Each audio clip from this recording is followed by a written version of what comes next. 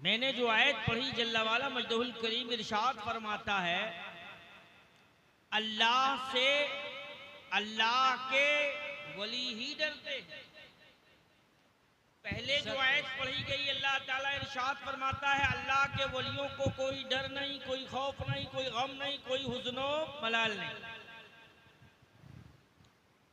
सवाल आया, मैं कहूँ ये भैया सर पे टोपी लगाए हैं तो ये मेरी बात सच्ची, और मैं कह रहा हूँ सर पे टोपी लगाए, फिर बोलूँ नहीं सर पे टोपी नहीं लगाए तो कहोगे मौलाना साहब आप झूठ बोल रहे हो, क्योंकि टोपी तो सर पे लगी है, आप कह रहे हो लगाए फिर कह रहे हो नहीं लगाए। तो एक साथ एक ही बात हो सकती है सच्ची ना, ये दोनों बातें एक साथ ये कैसे सच्ची हो सकती हैं? अब या तो वलियों को डरने वाला मानो या फिर वलियों को निडर मानो, ये दोनों बातें एक साथ कैसे? तो असल मसला इसका ये है, सच्चा वली जो होता है उसके बारे में शायर ने सिर्फ इतना कहा है, खुदा की कसम वो खुदा का वली। मचल के बोल दो, खुदा की कसम वो खुदा का वली है कि जिसे देख कर खुदा याद आए।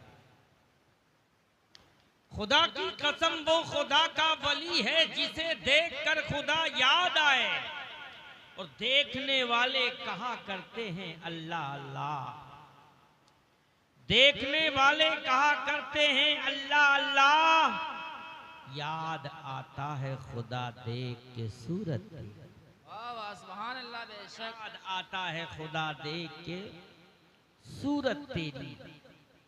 आज हम और आप जब किसी के चेहरे पे नजर डालते हैं तो फिल्मी दुनिया का कोई सुपरस्टार, कोई फिल्मी हीरो याद आता है। हमारी माँ और बहनों पे, लड़कियों पे जब नजर पड़ती है तो अफसोस के साथ कहना पड़ता है कि इस्लाम घराने की, इस्लाम के मानने वाली किसी मुस्लिम घराने की खातून नहीं, किसी स्टेज पर मुजरा करने वाली याद आती है। माफ कीजिएगा, मुझे इसका कोई खौफ नहीं कि दोबारा तुम्हारे नड़गड़ा में मुझे न याद किया जाए न बुलाया जाए, लेकिन अगर झूठ बोल रहा हूं तो जबान खींच लो यार। आज जब शादी ब्याहों में बन ठन के, सच संवर के और जब फुल मेकअप के साथ ये जाती हैं, इब्लीस कहता है मेरी पूरी मेहनत आज उसूल हो गई।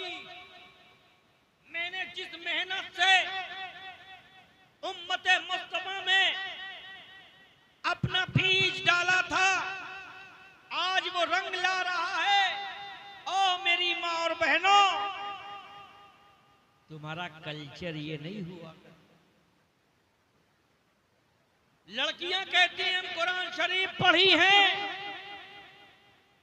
और कुरान शरीफ पढ़ने वाली लड़की सूरे फातिहा पढ़ देती है, सूरे इखलास पढ़ देती है, चारों कुल पढ़ देती है, सूरे यासीन पढ़ देती है, सूरे रहमान पढ़ देती है, पढ़ करके दम कर देती है। न बच्चे पर असर हो रहा है, न पानी पे दम करके दे रही है, न पानी पे असर हो रहा है। मैं पूछना चाह रहा हूँ, मौली साहब भी पढ़ देते हैं, हाफिज साहब भी पढ़ देते हैं, मौलाना साहब भी पढ़ देते हैं, फिर भी कोई असर नहीं हो रहा है। वजह क्या है? जब हम डॉक्टर के यहाँ जाते हैं, जब डॉक्टर इंजेक्शन देता है, जब डॉक्टर टेबलेट देता है, जब डॉक्टर हमको सिरप देता है, वो असर कर रहा है। इसकी वजह क्या है? वजह मेरे प्यारे ये है, हमारी सिर्फ दिल की नीयत बदल गई। हमारी नीयत बदल गई है। ओ मेरी माँ और बहनों, तुम अपनी हिस्ट्री उठाकर देखो, तुम्हारा ही इतिहास तो ये हुआ करता था। ओ मेरी माँ और बहनों, वो भी अल्लाह की बंदी ही थी, वो भी किसी माँ की जनी हुई बेटियां थी, वो भी किसी के गोद में खेल करके बड़ी हुई थी। एक वली का वाकया बता रहा हूँ, नाम मेरा थोड़ा जहन से निकल गया, अभी तक जहन में मेरे था। उनका बहुत बड़े अल्लाह के वली मशहूर गुजरे हैं, बहुत बड़े वली गुजरे हैं, बहुत मशहूर जमाना है। अपने वक्त के पाए के बुजुर्ग जो है माने जाते थे। एक मर्तबा वो जा रहे थे और उनको वजू की हाजत हो गई। जब वजू की हाजत हुई, अब वो कुआं तलाशने लगे। जब कुआं तलाशते तलाशते कुआं मिल जाता है, कुएं पर पहुंचे तो देखा ना वहां रस्सी है ना वहां डोल है। वो बड़ा परेशान हुए कि मैं पानी भरना चाहता हूं, आखिर वजू बनाऊं तो कैसे बनाऊं। तो अब पक्के मकान होते हैं, पहले मकान पक्के नहीं होते थे, दीवारों वाला एक कच्चा मकान, कच्ची छत थी उसकी, उस पर एक 7-8 साल की लड़की खेल रही थी। अब जरा मुलाहिजा कीजिएगा, 7-8 साल लड़की की उम्र क्या होती है, हकीकत क्या हुआ करती है। 7-8 साल की लड़की वो छत पे खेल रही थी। जब 2-3 बार बाबा को देखा पानी की कुआं की तरफ झुकते हुए, लड़की ने वहीं से पूछा खेलते खेलते, बाबा क्या है। कहा बेटी वजू बनाना चाह रहा था। तो कहा बना लो ना। तो कहा बेटी कैसे बनाऊं, ना तो रस्सी है ना डोल है, पानी कैसे निकालूं। लड़की कहती हो बाबा उनका नाम लेकर आप फला वली हो ना, आप फला जगह के रहने वाले हो ना। कहा बेटी हाँ, मगर तुमको किसने बताया। कहा बाबा वो सब छोड़ो, वजू बना लो ना। कहा बेटी वजू तो बनाऊं मगर पानी कैसे निकालूं। कहा अब ये भी मुझे बताना पड़ेगा, पानी कैसे निकालूं। कहा हाँ बेटी, जब रस्सी डोल नहीं है तो बताओगे नहीं। तो लड़की ने कहा ठीक है मैं बताती हूँ पानी कैसे निकाला जाता है। लड़की अपने छत के ऊपर से थोड़ा और झुक करके कुएं की तरफ देखा और कुएं की तरफ देख करके उस कुएं में थूक दिया। और कुएं में थूकना था, कसम है रब्बे कदीर की, वो कुआं जोश मारता है, उबाल मारता है और फव्वारे की तरह पानी ऊपर आने लगा। जब वो फव्वारे की तरह पानी ऊपर आया, लड़की बोली बाबा वजू बना लो। बाबा लड़की का चेहरा देख रहे थे, या अल्लाह इस लड़की की जबान में तासीर है या इस लड़की के थूक में तासीर है, या अल्लाह ये लड़की कौन है।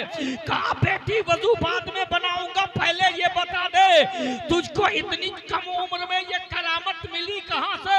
ओ बेटी तेरी जुबान में ऐसी क्या, ऐसा क्या असर है। ओ बेटी तेरे थूक में क्या असर पाया जाता कि पानी फव्वारा की तरह जोश मार के कुएं के ऊपर आ गया।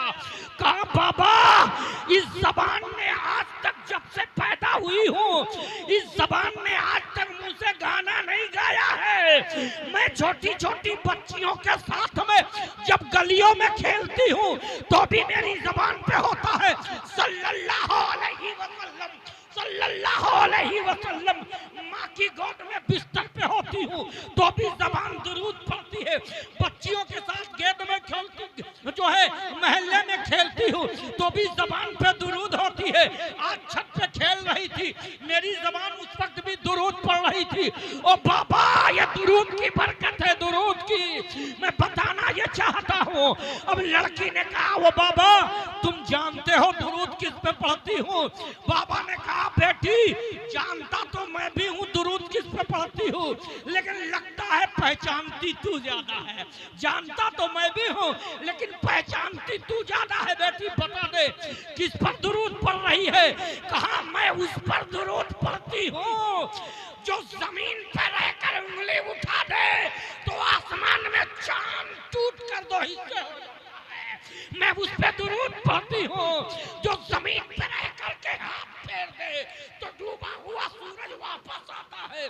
मैं उस पर दुरूद पढ़ती हूँ जो जंगल के पेड़ आकर सजदा करते हैं। मैं दुरूद उस पर पढ़ती हूँ जो फरिश्ते जो है सैयदुल मलाइका जिब्रील अमीन आकर के 52 बरस की उम्र में मेराज में लेकर जाते हैं।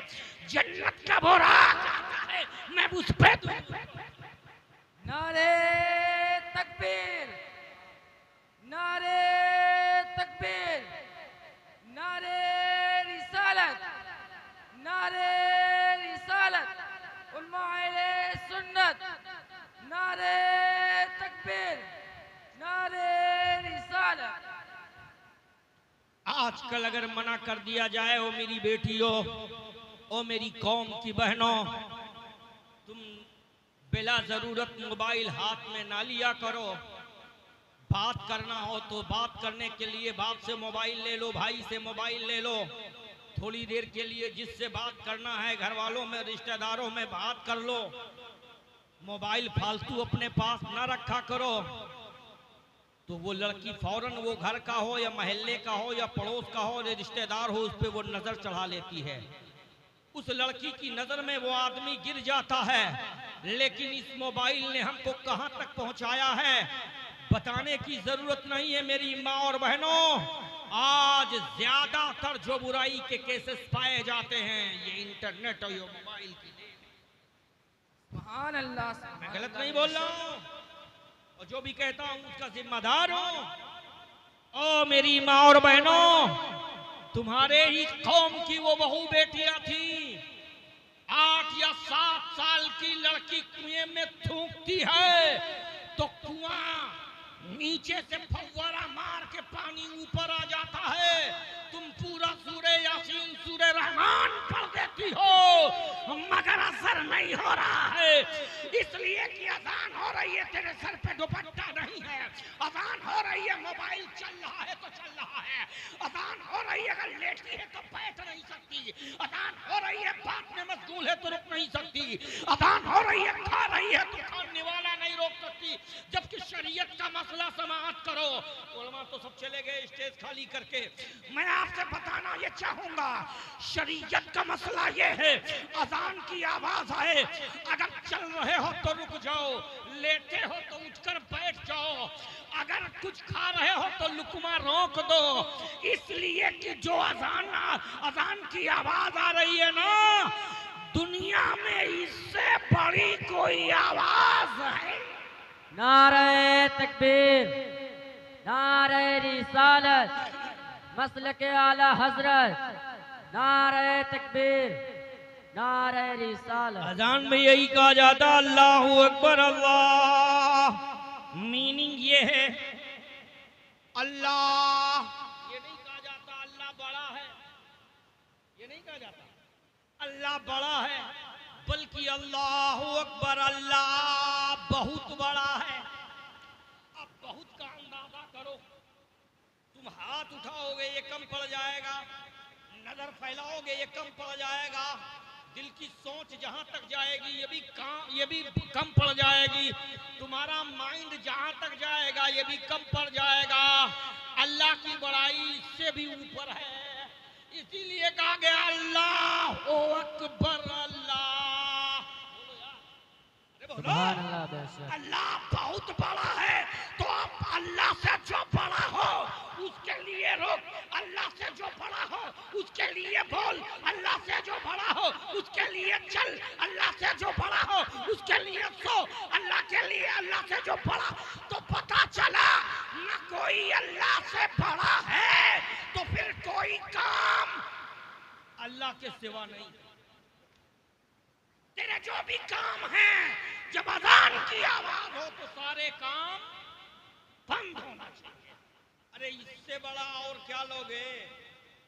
कुरान की तिलावत कर रहे हो तो